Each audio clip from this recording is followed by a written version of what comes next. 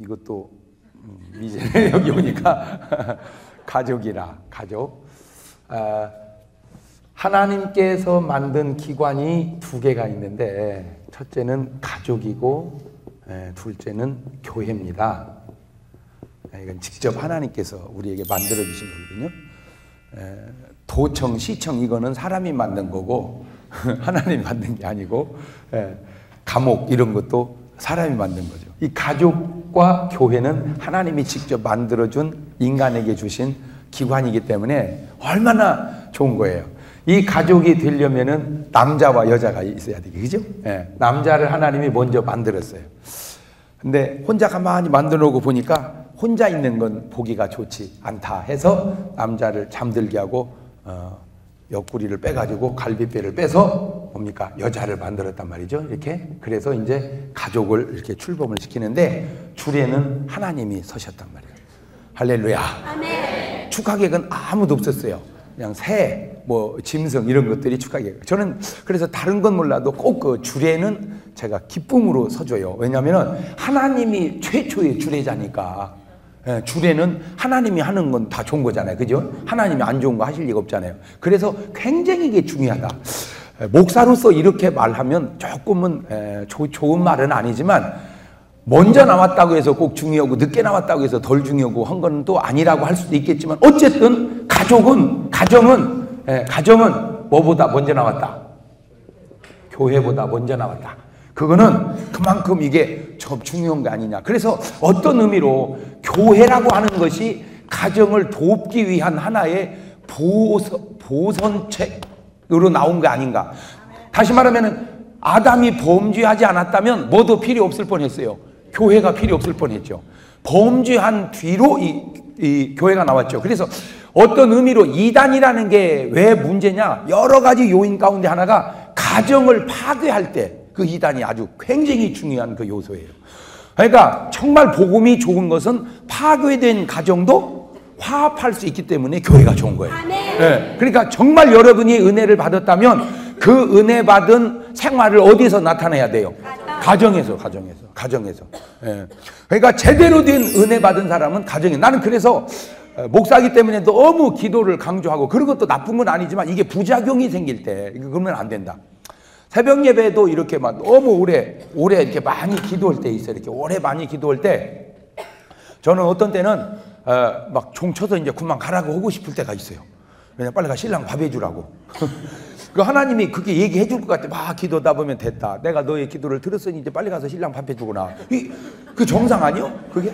네. 근데 될 때는 또 물론 그럴 때도 있지만 안 될 때는 가 해주면 좋으려면 계속 졸다가 자다가 기도는 하는 동 마는 동 하다가 그리고 가가지고는 신랑이 그 하루 이틀도 아니고 그 짜증 내죠. 그러면 뭐 하느라고 이제 뭐 하느라고 이제 그러면 하고 여보 미안해. 오늘 아침에 기도가 좀 잘 돼서 그랬어. 아니면 오늘 좀 졸았어 여보 미안해 피곤해서. 이러면 좋으려면 사탄이 역사하고 있다. 그게 또 왜 사탄이냐 그게. 되나무 때나 갖다 붙여. 여러분 남편이요 믿음은 없어도 사탄이 나쁜 건 다 알아요. 그래도 그 잘못된 거예요. 그거 잘못된 거예요. 그 사과해야지. 설령 기도를 많이 해서 그랬다고 할지라도 사과해야지. 남편에게 미안하다고 눈 깜빡깜빡하면 사과 잘해주겠다고 이렇게 내일부터는 이래야지. 뭐 되나무 때나 사탄이. 그거 잘못된 신앙이에요. 난 그렇게 생각해요. 물론 기도가 항상 중요하지만 그러나 그 때가 있다는 때가. 나 학생 때는요 기도하려고 산에 올라가면 하나님이 됐다 빨리 가 내려가 공부하라 그러더라고 하나님이. 네. 왜냐하면 기도가 중요하지만 공부해야 될 때 공부해야 돼요. 기도가 중요하지만 밥해야 될 때는 밥해야 된다. 네. 그런 모든 것들이 이 가정을 통해서 이루어지는 거예요. 그러니까 이단의 가장 잘못된 특징 가운데 하나는 뭐를 파괴한다? 가정을. 여러분이 진정 은혜 받은 사람이라면 어디서 그 은혜가 나타나야 된다? 가정에서. 그래서 전수 믿음의 사람마다 다 뭐가 행복했어요? 가정이 행복해요. 가정이 다 행복해요. 그러니까 가정이라고 하는 건 하나님이 교회도 주기 전에 주신 우리 인간에게 주어진 가장 축복된 첫 번째 기관이라는 거. 아멘? 네. 자, 그래서 이제 남녀가 결합해서 가정을 이루는데 이 가정이 균형이 맞아야 돼. 균형. 뭐가 맞아야 된다고요? 균형. 제발 부탁이니까 실력은 균형이다. 실력이 무엇이냐고 물으신다면 균형이라고 말하겠어요. 그렇게 시작. 말하면 말하겠어요가 아니고 물으면 말하겠어요. 이렇게 하고 저는 그런 소리가 안 들려야 되는데 막 틀린 게 다 들려 이렇게. 실력이 무엇이냐고 물으신다면 균형이라고 말하겠어요. 시작. 실력이 무엇이냐고 말하신다면 균형이라고 말하겠어요. 그 가족이 그냥 간단한 게 아니란 말이에요. 가족에는 부모가 있단 말이에요. 부모. 그 다음에 부부가 있고 그 다음에 자녀가 있단 말이에요. 이렇게. 이 세 가지의 관계의 균형을 맞춰야 된답니다. 어떤 사람은요 효도는 엄청, 그러니까 여기는 뭘로 접근하고 효로 접근하고 여기는 사랑으로 접근하고 여기는 돌봄으로, 이 균형이 딱 맞아야 돼요. 무지하게 효자인데요 부부는 이혼하게 생긴 거 있죠. 그거 아니에요. 그거 잘못된 거예요. 나는 효 좀 적게 하라고 하고 싶어요. 이렇게 말하면 안 되지만 균형 때문에. 뭐 때문에? 균형 때문에. 어떤 분은요 막 너무 부부가 좋은데 부모가 나갔대요. 도저히 저것들 싸가지 없어서 안 되겠다고 나갔대요. 아니에요. 그거 혼나야 돼요. 혼나야 돼요. 균형. 어떤 데는요 부모도 없고 부부도 없고 자식 하나 데리고 외국 가서 계속 산대 그냥. 아니 뭐 하자는 겁니까 도대체? 뭐 하자는 거예요? 여러분 성경을 보면서 성경은 아무 데다나 뜯어봐도 여러분이 의식이 없어서 봐도 균형이 딱딱 맞아요. 여러분 왜 예수님을 십자가에 매달았겠어요? 왜 십자가냐고, 기둥이 아니고. 그렇잖아요. 이렇게 해서 매달으시잖아요. 이렇게 예수님을 이렇게 매달아주게. 근데 왜 죽는 순간도 십자가냐 말이에요. 이게 아무것도 아닌 것 같아도 이거는 균형이 안 맞잖아. 이건 균형이 맞잖아. 하나님 사랑, 이웃 사랑. 그러니까 하나님 사랑, 이웃 사랑. 그것도 길이가 이거는 길잖아요. 이거 아무것도 아니에요. 그냥 내가 그냥 생각을 해본 거예요. 그냥. 그게 맞는지 틀리는지는 다시 연구해보지만, 그러니까 이웃 사랑은, 하나님은 내 마음을 다하고 뜻을 다하고 힘을 다하고 성품을 다해 주 너희 하나님을 사랑하라. 그런데 이웃은 내 몸뚱아리 같지만 사랑해라. 그래야지. 만약에 이웃을 하나님같이 마음을 다하고 뜻을 다하고 힘을 다하고 목숨을 다하고 성품을 다해 사랑하면, 저처럼 집을 뭐 한 2, 3일씩 비우는 사람은 나 나온 사이에 우리 앞집 아저씨가 우리 집 사람을 마음을 다하고 뜻을 다하고 힘을, 이러면 이상하잖아. 그러니까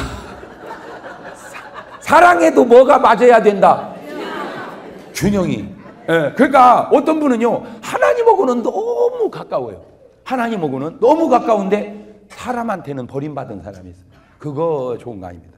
어떤 분은요 막 사람하고는 너무 어부러졌는데 하나님으로, 그러니까 보세요, 십자가가 기둥이 아니라, 그러니까 하나님하고만 잘 지내면 되는 게 아니라는 거죠. 그렇다고 또 십자가가 이것도 아니잖아. 이것도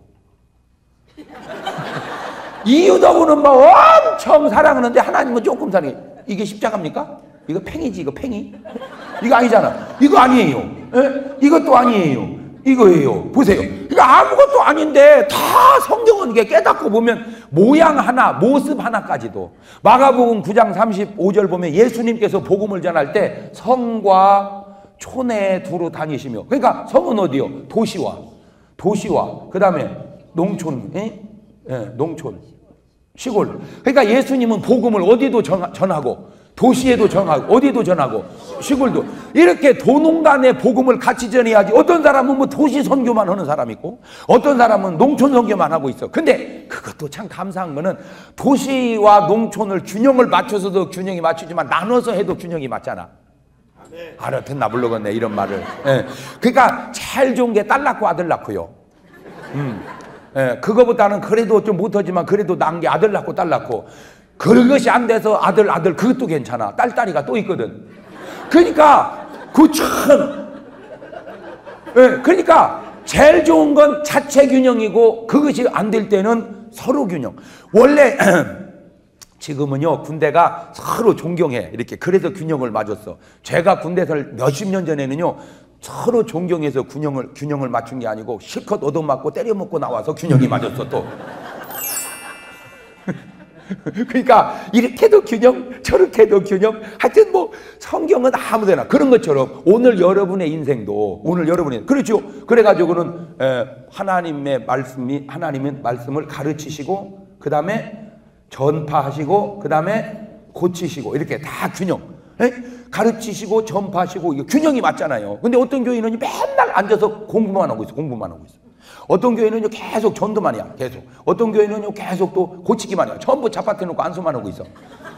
나는 막 이런 교회 가면 얘기해주고 좀 빨리 일어나 그만 나가서 진짜 성경 공부 좀 해봐. 빨리 가서 전도도 하고 이렇게. 여기는 얘기해 빨리 이제 그만 공부 그만하고 빨리 일어나 전도하고 그 다음에 병든 자 있으면 기도 좀 해주고 그래. 나 그러고 싶어. 그러니까 항상 잊지 마세요. 인생이나 나나 가족이나 하나님의 믿음이나 교회나 사회나 뭐든지 균형. 뭐가 실력이다? 균형이. 그렇죠. 그러니까 가족과 교회와의 관계 속에서도 뭐가 맞아야 되고 균형이 맞아야 되고 균형이. 그러면 가족 중심으로만 나가고 교회는 등하시면 믿음은 어디서 얻을 거냐 이 말이에요. 그러니까 여기서 그 믿음 가지고 어디에다 쓸 거냐 말이에요. 가족에 나가서 또 그 믿음으로 가족을 지켜가야지. 아멘. 그러니까 항상 이래도 균형 저래도 균형 뭐 돌려도 균형 뭐 세워도 균형. 항상 여러분의 의식 속에. 그러니까 하루를 살아도 균형이 맞아야 되고 그 다음에 1년을 살아도 균형이 맞아야 되고 평생을 살아도 균형이 맞아야 되고. 그렇죠. 이렇게 균형. 예를 들어서 뭐 이런 외국에 나와서 뭐 좀 휴양을 한다. 그거 참 좋은 거죠. 계속 나가면 그 살림 못하지. 그렇죠. 그렇다고 해서 살림 못하고 계속 집에서 살림만 하면 그것도 또 힘들고 짜증날 수도 있지 않겠는가. 그래서 항상 의식 속에 뭐를 갖자? 균형을. 자, 그러면 이제 가족이 첫 번째 부모에게는 뭐로 균형을 맞추자? 효로. 내 부모를 공경하라. 그리하면 내가 땅에서 잘 되고 장수하리라. 자, 항상 이 인간 사라는 건 이렇게 양면적으로 생각을 하는데 효도를 하니까 잘 살까?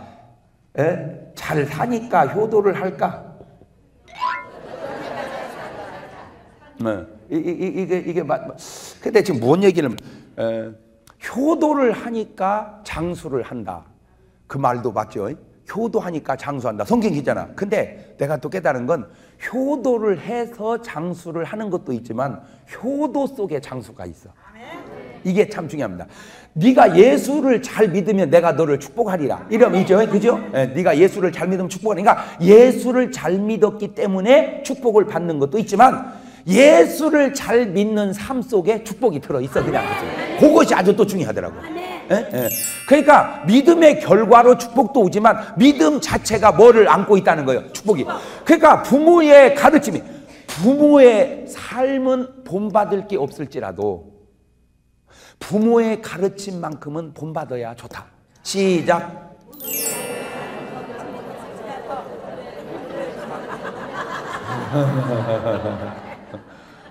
그래도 그 정도 따라서면 엄청 머리가 지금 뒷받침이 되고 있는 거예요.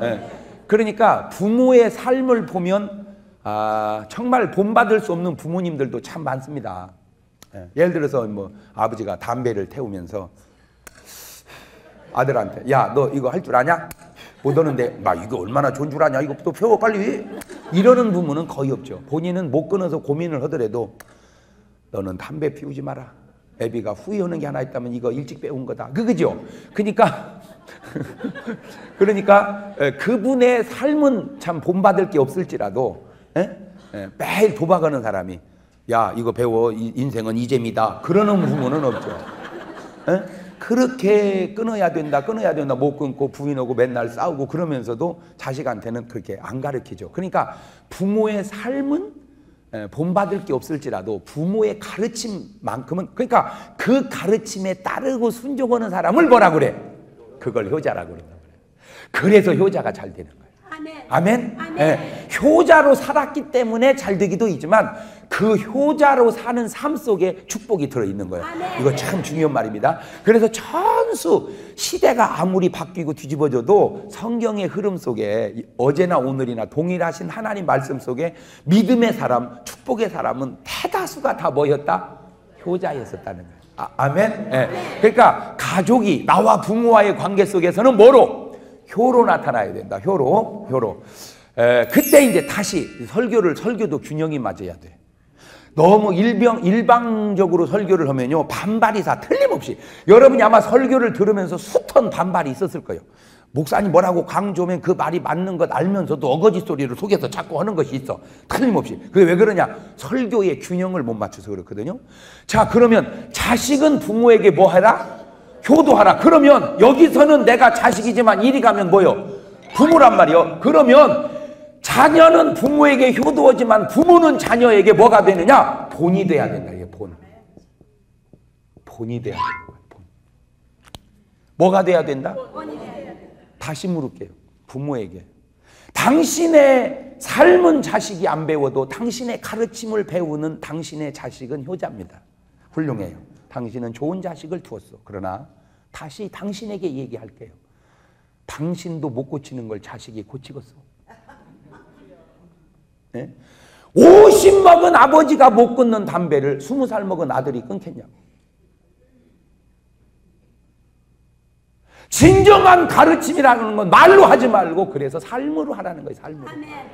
이것이 이제 부모에게. 왜? 나도 이리 가면 부모지만 이리 가면은 이리 가면 자식이지만 이리 가면 부모기 때문에 이쪽만 얘기하면 안 되고 이쪽에서도 얘기해야 될 것 같아서 그렇다고 말이에요.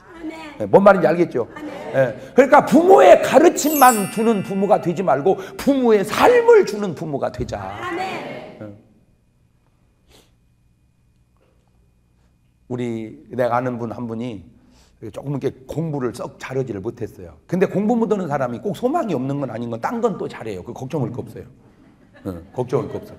나는 내가 그분들은 잘 모르지만 우리 박지성 군이나 박찬호나 박셀이나 이런 분들 보면 참 운동을 세계적으로 잘하잖아요. 그런데 궁금한 것이 과연 공부도 그렇게 잘했을까? 나는 그것이 상당히 궁금스러워.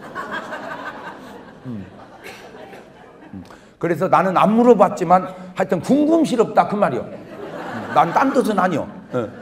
그러니까 그분들은 또 공부를 잘할 수도 있지만 못해도 괜찮아. 왜? 원래 전공이 공부가 아니고 뭐니까? 스포츠니까. 그러니까 이분이 공부는 잘 안 했어. 근데 다른 운동 이런 건 아주 잘해. 한번 잡으면 끝까지 해냅니다. 그 기질상. 그러니까 이제 그분 아들 또 공부를 잘 하겠어요? 못 하겠어요? 그거 참 어렵죠. 왜냐하면 그 돌씨가 아닌 이상 그 유전적인 인자로 그 쉽지 않습니다. 그러니까 아들도 역시 공부를 안 했어요. 가지고 운동을 했어요. 근데 운동이라는 것도 그게 쉬운 건 아닙니다. 어느 정상에 거의 다다랐는데 조금만 하면 되겠는데 애가 거기서 자꾸 낙심하고 포기해. 그러니까 이 아버지가 그 아들에게 준 교훈이 너무 내 마음에 와 닿아서 그래요. 딱 아들 불러놓고 야, 힘들지? 예. 너 내 새끼 맞냐? 예. 내가 네 아빠냐? 예. 그러면 너 할 수 있다. 왜냐?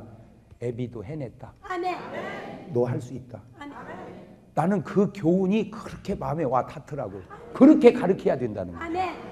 야, 애비도 못 끊지만 너는 끊어봐라. 이게 됩니까? 교육이 아니거든. 교육이 아니야.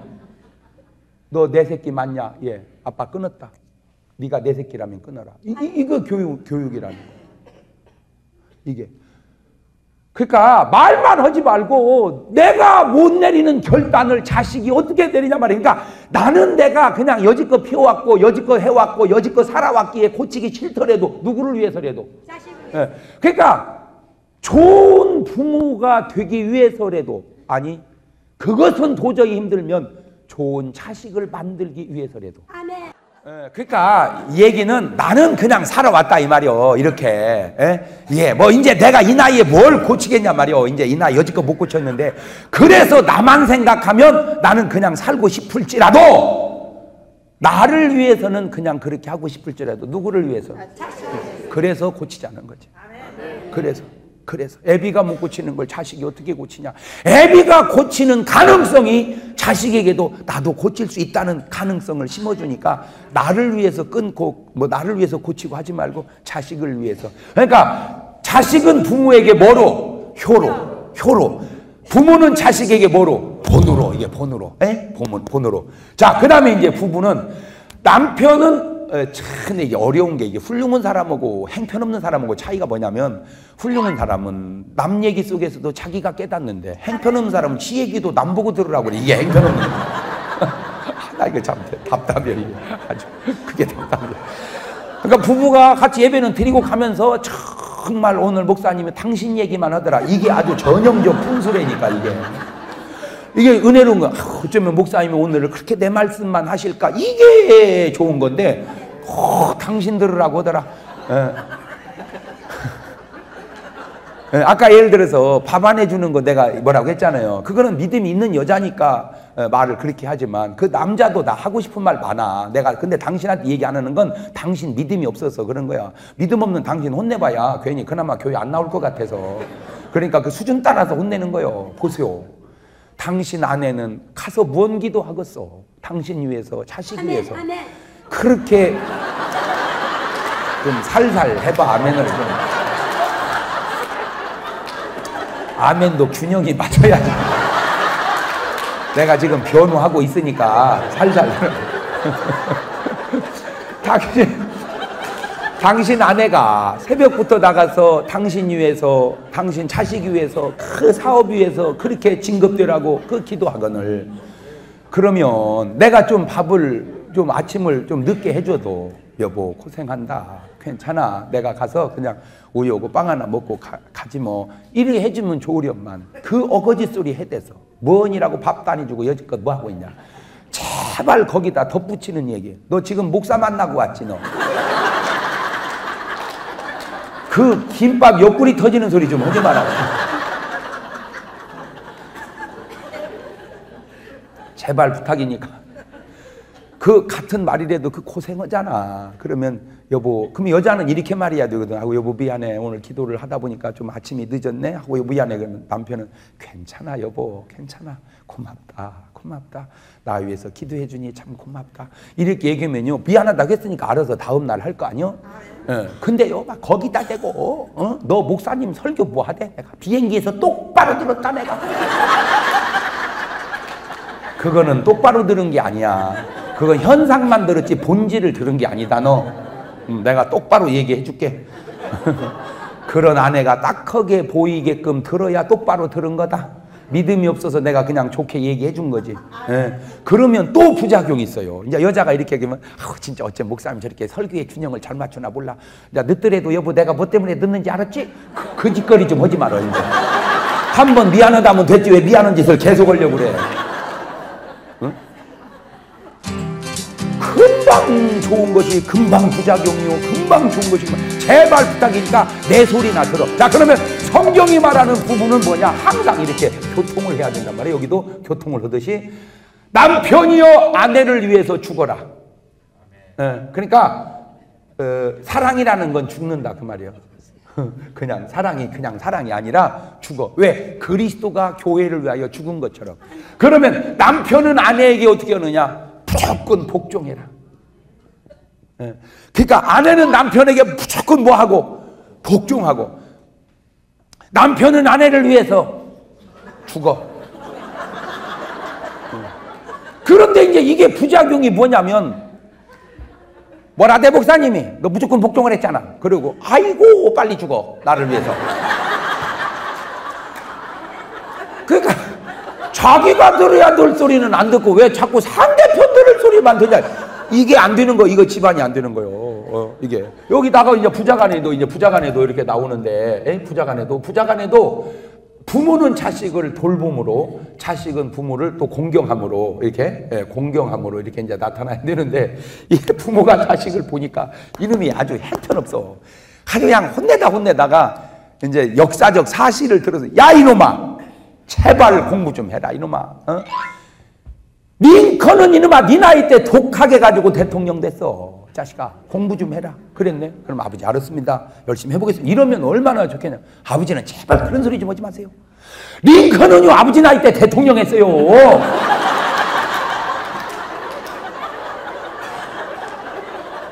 이거 집안 어려워. 이 집안 어려운 거요.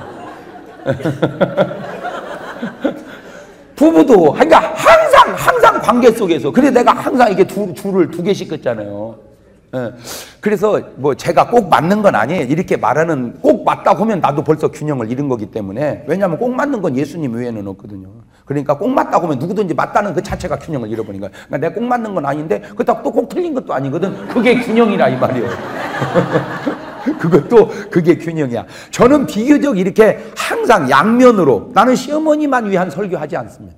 나는 며느리만 위한 설교도 하지 않습니다. 시어머니와 며느리, 남편과 아내, 부모와 자식, 교회와 세상, 이게 다 균형. 여러분, 지난번에 내가 우리 미국에서 오래 한 20여 년 계신 목사님 만나서 대화하는 가운데 아주 메시지를 들었어. 내가 그분이 미국에서 오래 계시다 한국에 딱 오니까 느끼는 첫 번째 현상이 뭐냐, 미국하고 한국하고 다른 것. 이분이 미국은 교회에도 크리스찬이 있지만 세상에도 크리스찬이 있다는 거예요. 미국은 무슨 말이냐, 교회에도 예수 믿는 사람이 있지만 세상에도 예수 믿는 사람이 있대. 이게 세상을 살아보면. 그런데 한국은 교회에는 예수 믿는 사람이 참 많은데 세상에는 예수 믿는 사람이 없대. 그 얘기는 둘 중에 하나거든요. 아예 우리는 세상을 안 나가든지 교회 안에만 있고, 아니면 교회에서는 믿는 사람처럼 살고 세상 가서는 안 믿는 사람처럼 살든지, 그 둘 중에 하나입니다. 근데 안 나갈 수는 없잖아. 결국 나간다는 얘기는 우리가 우리의 모습을 자꾸 같은 정체성으로 사는 게 아니라 정체성을 바꿔서 교회에 오면은 교인같이 살고 세상 가면 세상 사람같이 산다는 거죠. 그것이 우리 한국이 가장 지금 고쳐야 할, 보완해야 할 아주 중요한 문제다. 아주 그 말이 막 절감되더라고. 내가 절감돼. 예. 그러니까 내가 교회에서 장로인 것처럼, 권사인 것처럼, 집사인 것처럼 세상에서도 장로요, 권사요, 집사인 것처럼 살아야 되는데, 교회에서는 장로님, 권사님, 집사님 그러는데 세상 가면 아이고 그런 소리 하지 마라, 그냥 김 사장이라고 그래요. 세상에서 그런 것처럼 직장에서도 분명히 본인이 교회를 다니면 직장 신우위에서도 활동을 해줘야 됨에도 직장에 오면 신우위 활동을 들어가지 않는 그 이유가 뭐냐? 그 같은 정체성으로 살기에는 믿음의 용량이 부담스러운 거예요. 다시 말하면 세상에서 집사로 살아가려고 보니까 힘들어. 그 힘든 것을 유지하기에는 내 믿음이 약해.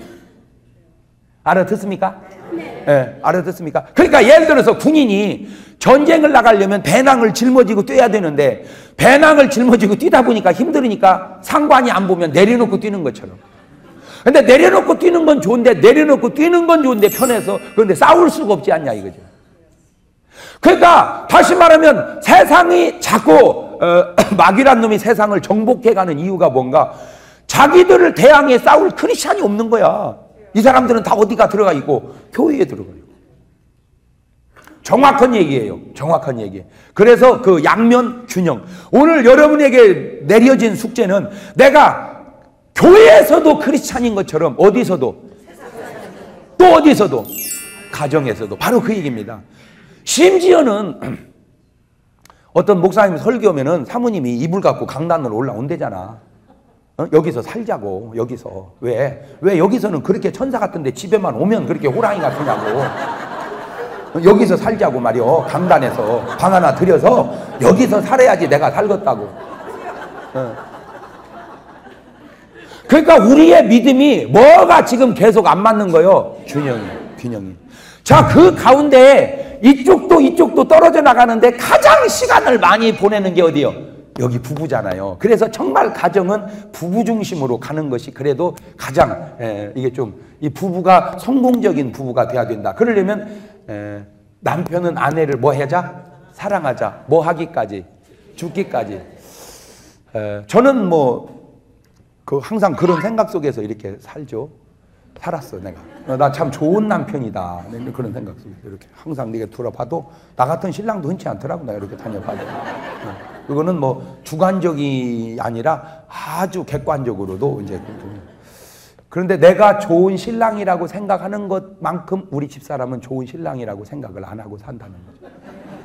이것이 내가 그래서 항상 쌍방이라는 게 그래서 하는 겁니다. 쌍방. 남편은 아내를 속을 좀 썩입니다. 그래도 다 남편들은 생각하기를 아내하고의 만남은 우리는 천생연분이라고 비교적 생각하고 살아갑니다. 그런데 이제 여자들은 그렇게 생각 안 하죠. 거의 여자들은 왼수가 하나 있다면 평생 왼수가 신랑이라고 생각하고 살아요. 그런데 더 안타까운 건 그런 사실을 남편은 전혀 모르고 살아가고 있다. 그래서 내 백성이 지식이 없어서 망하듯 내 백성이 지식이 없어서 가정이 자꾸 어려워지고 있는 거예요. 무슨 지식이? 과거 지식, 현재 지식, 미래 지식의 삼시제 지식의 균형이 없어서 그래요. 안타까운 것이. 사랑해서 만나지만 사랑은 식습니다. 사랑이 식지 않으면 그건 사랑이 아닙니다. 정말 여자들이 모르는 게 있어요. 사랑하는 여자에게 남편은 능력이 없어서 그러지 못 해주는 게 없습니다. 그게 사랑입니다. 뭐든지 해도 딸 수만 있으면 따다 주고 별도 딸 수만 있으면 따다 줍니다. 못 따니까 못 갖다 주는 거죠. 사랑할 때 남자는 정말이에요. 생명도 바치고 정말 죽기까지. 그 맛에 여자들은 그 남편이 부족함에도 불구하고 결혼을 하죠. 그냥 문제가 생겨요. 문제가 뭐냐면은 그거를 끝없이 지속할 수 있는 남자가 한 명도 없다는 사실을 여자는 그걸 모르는 거예요. 그 노래에도 있잖아. 뭐 별 따준다, 달 따준다 하더니 나보고 다 따오라고 해. 뭐 그런 노래가 있더라고. 행복하게 해줄게. 걱정하지 마. 그대는 나의 태양. 별 따줄게. 달 따줄게. 그래서 결혼을 했다는 거야. 그러더니 좀 지나니까 빨리 별 따와. 달 따와. 다 나보고 따오래. 어쩌면 노래가 그렇게 정확해, 그게. 그걸 모르는 거야. 그러니까 나와 아내와의 그 관계 속에서 대화가 그렇게 잘 안 되고 있다. 개념도. 그래서 그런 그 관계 속에서 서로를 좀 알아라. 그러다가 내가 깨달은 게 뭐냐. 여자를 행복하게 해주는 데는 우리가 생각하는 것처럼 자꾸 조건을 좋게끔 해줘야만 되는 게 아니라 그것도 어느 정도는 맞지만 진실로 중요한 거는 아내를 보호해줄 때, 사랑해줄 때 이 사랑에서 나오는 현상들이 엄청나게 많은데 그게 뭐냐면 첫 번째가 감정이 전이 된다는 거예요. 사랑하면 아내의 고통이 읽어진다는 거예요. 그게 사랑입니다. 아내의 아픔이 느껴진다는 거예요. 그게 사랑입니다. 근데 그 사랑이 식으면 느낌이 안 와요. 그런데 그것이 미움이 되면 반대로 나타납니다. 아내가 괴로울 때 같이 괴로우면 사랑하는 거고 남편이 괴로울 때 같이 괴로우면 사랑하는 겁니다. 근데 남편이 아내가 괴롭거나 말거나 아무 느낌이 없으면 사랑이 식은 겁니다. 근데 남편이 그렇게 괴로울 때 정말 하나님은 살아계신 것 같아. 어쩌면 이렇게 갚아주시는지 몰라. 이렇게 느낀다면 당신은 지금 미워하는 겁니다. 바로 그 사랑이 느낌으로 전달될 때 여자는 정말 시집 오기 잘했다는 느낌을 갖게 되는 거예요. 네, 이것이 사랑입니다. 사랑은 배려하고 사랑은 참아주는 겁니다.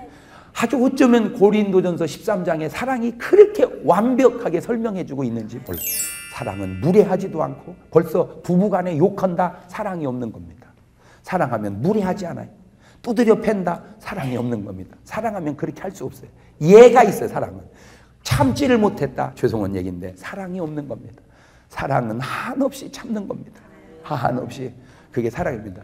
예. 그 다음에 아내들이요 꼭 부탁드립니다. 말도 안 되는 소리를 하더라도 남편에게 복종해 주십시오.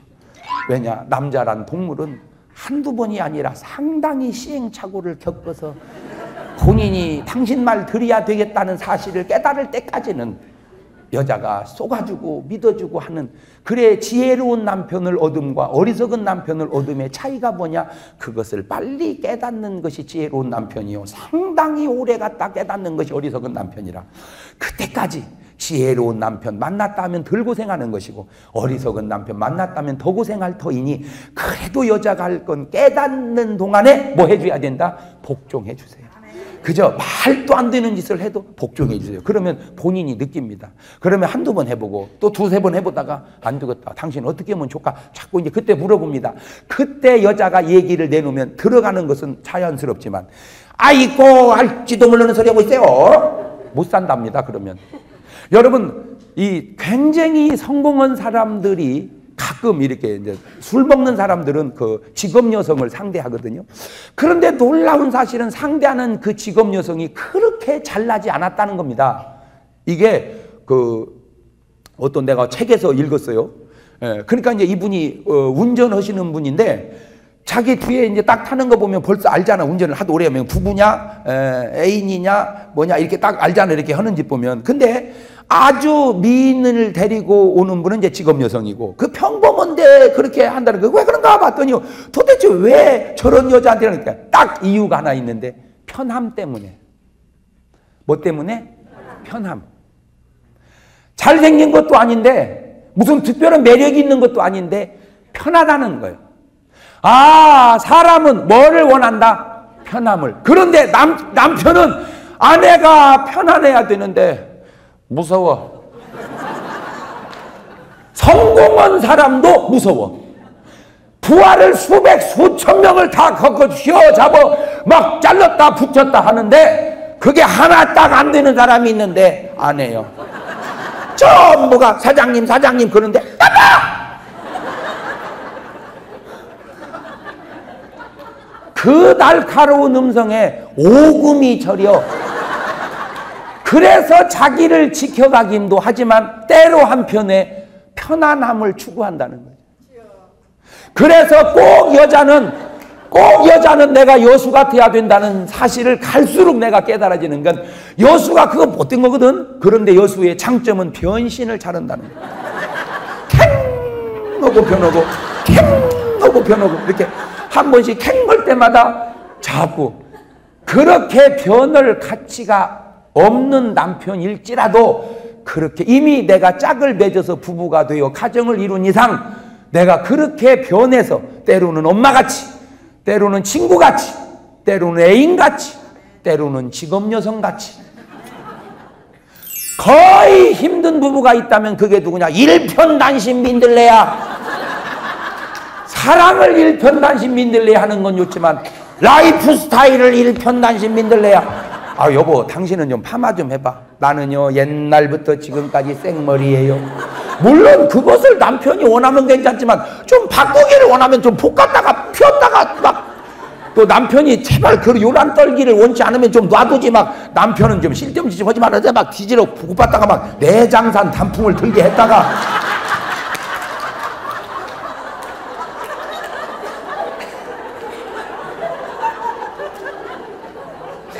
정상에 있는 남자들이 원하는 여자는 똑똑한 여자가 아닙니다.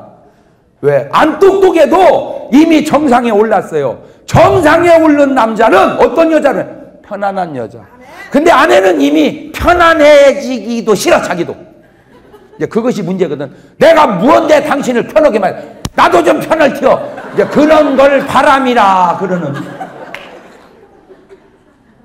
자, 짧은 시간에 다 설명은 할 수 없는 것이 이제 제가 이 결정적인 약점이 말주변이 없어서 이제 그게 좀 다른데 어쨌든 이 가족이라고 하는 거 좋아. 그러나 내가 한 가지 확신키는 여러분의 스마트함을 내가 믿고 지혜로움을 내가 믿기 때문에 나머지는 다 알아서 잘 할 줄로 믿습니다.